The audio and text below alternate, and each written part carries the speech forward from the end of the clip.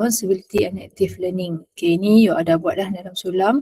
So tahniahlah kepada semua pelajar yang terlibat dan memberi komitmen yang tinggi untuk kita siapkan projek sulam ni. And part of the assessment, student need to reflect their experience with the community in written report.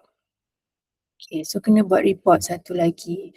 So your report should include the following headings. Okay, introduction, fulfill the project objective. Okay, background of project, detail of project, participants. So siapa yang terlibat, committee involved. So kita pelajar sekolah. So mention lah pelajar sekolah mana. Okay, the execution method, material or tool, activities conduct and etc. So cerita semualah apa yang aktiviti yang kita buat, apa method macam mana, material apa guna. Okay, and third one is reflection. So reflection is feedback from participant. Okay, and achievement. Okay, so feedback from participant ni awak ambil yang maksudnya dalam reflection masa last program tu, you ada tanya pelajar kan apa dia punya feedback lah, feedback pelajar.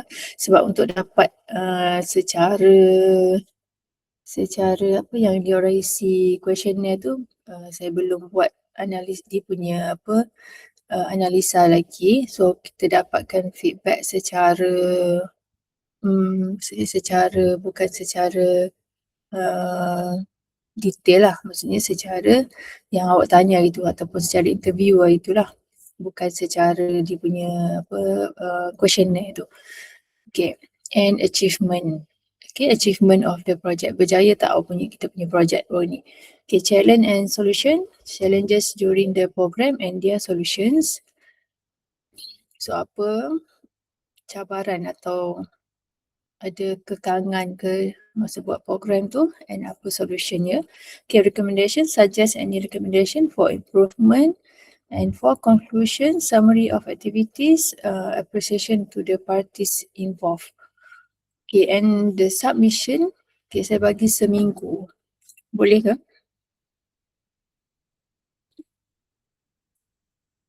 Boleh ya? Sekejap je ni buat report ni. Okay. So ini dia punya rubric lah. First, organisation of community exposure activities. Okay, so ini 4 to 5 marks, 2 to 3 mark, and poll 0 to 1 mark. Okay. So mesti ada ni lah, introduction and background of the project. So for excellent, clearly state the project objective, background detail, participant involved, execution method.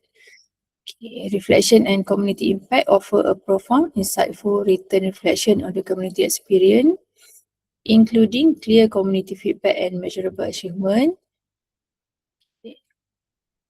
Okay, challenge, solution and recommendation, effectively identify specific challenge faced during the program, provide realistic solution and suggest valuable and recommendation for improvement.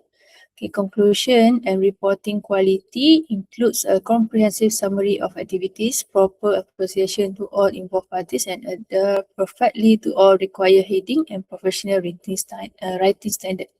Kena ada dia punya format jugalah. Okay, format pun termasuk dalam dia punya assessment. Okay, and full mark untuk report ni 50%. Termasuk dengan ni lah, organisation of community exposure activities. Okay. Boleh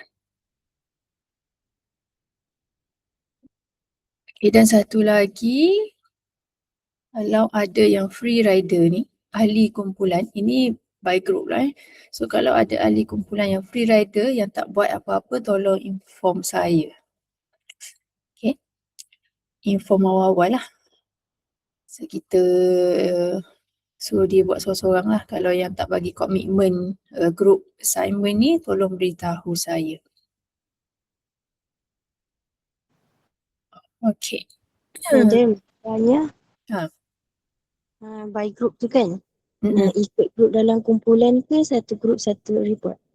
Maksud saya, satu kumpulan tu dalam satu kelas ke semua kumpulan dalam kelas? Macam mana? Report tu kan Madam cakap kita kena buat by group kan.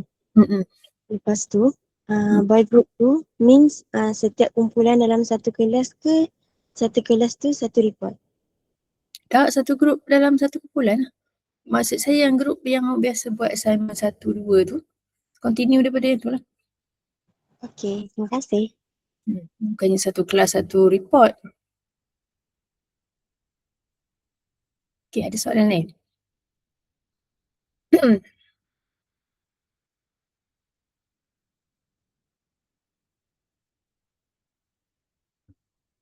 Okay, kalau tak ada, itu je lah untuk last assignment dan last class untuk SEM ni lah. So ni dah week 14.